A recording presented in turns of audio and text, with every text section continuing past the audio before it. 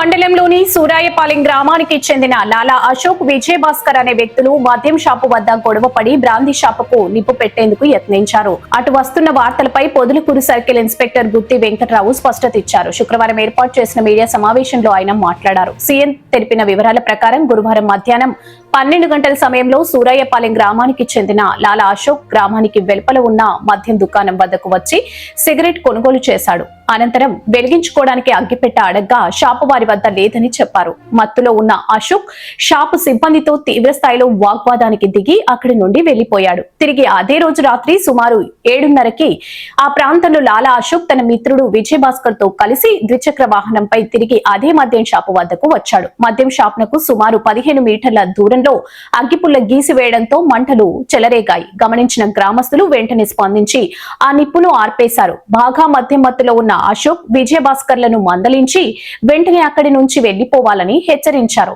ఈలోగా అక్కడికి చేరుకున్న వారి బంధువులకు స్థానికులు అశోక్, విజయభాస్కర్లను అప్పగించి సురక్షితంగా ఇంటికి పంపించేశారు.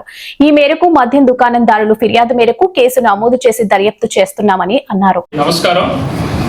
నిన్నటి దినం మన పొదలకూరు మండలంలోని సూరాయపాలెం గ్రామంలోని అవుట్స్కట్లో ఉన్నటువంటి ఒక లిక్కర్ షాపు వద్ద సుమారు మధ్యాహ్నం 12 గంటల టైంలో లాలా అశోక్ అనేటువంటి ఈ సూరాయపాలెం గ్రామానికి సంబంధించినటువంటి వ్యక్తి లిక్కర్ షాపు దగ్గరకు వచ్చేసి సిగరెట్ తీసుకొని మ్యాచ్ బాక్స్ కావాలని అడిగాడు.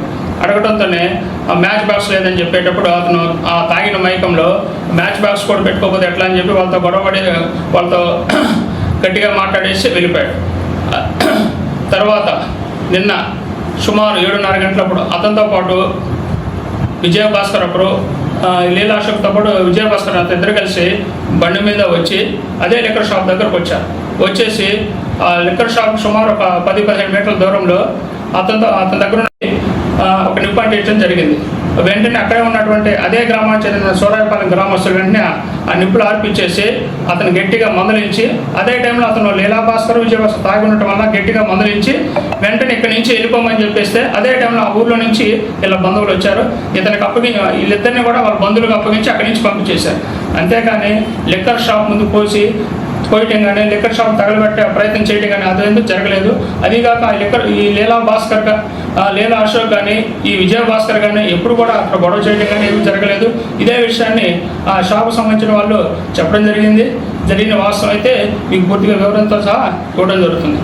ఎప్పుడైనా సరే ఈ లిక్కర్ షాపుల దగ్గర కెమెరాలు పెట్టుకోమని చెప్పడం జరిగింది.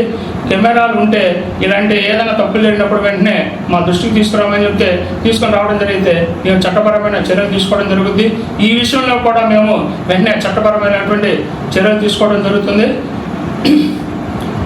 కాబట్టి మీడియా మిత్రులందరికీ తెలియజేయటం విధంగా ఈ విషయాన్ని మీ ద్వారా ప్రజలకు తెలియపరచడం జరుగుతుంది.